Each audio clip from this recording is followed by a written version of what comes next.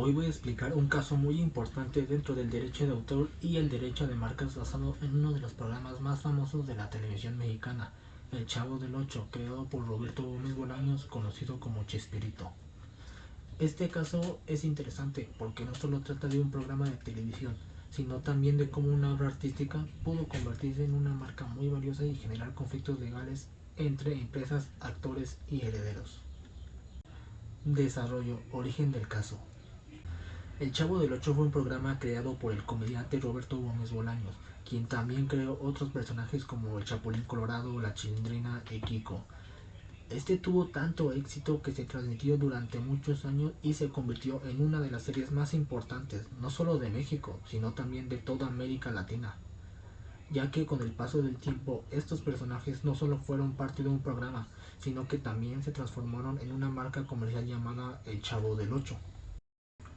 Derechos de autor.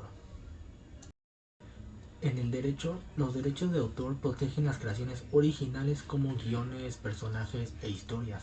En este caso, Roberto Gómez Bolaños es el creador original, por lo tanto, él es el autor de los personajes y la historia. Sin embargo, los derechos de transmisión y explotación del programa fueron administrados por la empresa Televisa, debido a contratos firmados para su producción y difusión. Esto significa que, aunque él creó la obra, otra empresa también tenía derechos para transmitirla y generar ingresos de ella. Derechos de marca. Además de los derechos de autor, existe el derecho de marca. Este normalmente protege los nombres, logos y elementos comerciales. El nombre de El Chavo del Ocho se convirtió en una marca registrada que puede ser utilizada para productos, publicidad y licencias. Por ejemplo, empresas como Bimbo, McDonald's, Barcel e incluso Kellogg llegaron a utilizar la imagen de El Chavo en productos comerciales bajo licencia. Conflictos legales. Con el tiempo surgieron conflictos legales sobre quién tenía realmente los derechos de los personajes y del programa mismo. Por un lado estaban los herederos de Roberto Gómez Bolaños, o sea, sus hijos, y por otro la empresa Televisa que tenía contratos de transmisión. También hubo disputas con algunos actores que interpretaban a personajes como Kiko y la Chilindrina, quienes reclamaban los derechos sobre sus interpretaciones. Esto generó problemas legales, porque en algunos casos no estaba completamente claro si pertenecían al creador o en este caso a los actores quienes los interpretaron y por supuesto también hacia la empresa. Fundamento jurídico. Desde el punto de vista jurídico, este caso se relaciona con tres conceptos principales. Uno, derecho de autor. Estos protegen la creación original del autor. 2, derechos de explotación. Estos permiten que una empresa en específico use la obra para transmitirla o simplemente generar ingresos mediante contratos. Y 3, derechos de marca. Aquí se protege normalmente el nombre, la imagen comercial del programa. Y bueno, el problema principal es que estos derechos pueden dividirse entre varias personas o empresas, lo que normalmente suele generar conflictos cuando no están claramente establecidos o cuando los contratos terminan, que es lo que normalmente suele pasar. Otros programas y personajes de Chespirito. Aunque el caso suele centrarse en el Chavo del Ocho, es importante mencionar que Roberto Gómez Bolaños creó muchos otros personajes y programas que también tuvieron un gran éxito en la televisión.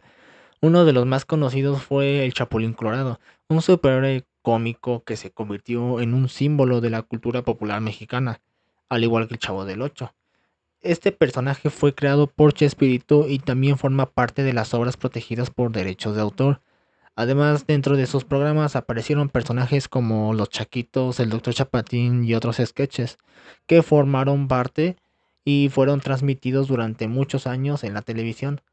Estas creaciones también tienen un valor artístico y económico, ya que forman parte de la obra intelectual desarrollada por Roberto Gómez Bolaños. Por esta misma razón, cuando se habla de derechos de autor relacionados con Chespirito, no solo se analiza el Chavo del Ocho, sino también el conjunto de personajes y programas que ayudaron a construir su legado durante la televisión mexicana. Importancia económica del caso. Otro aspecto importante de este caso es el valor económico que llegaron a tener los personajes y programas creados por Chespirito.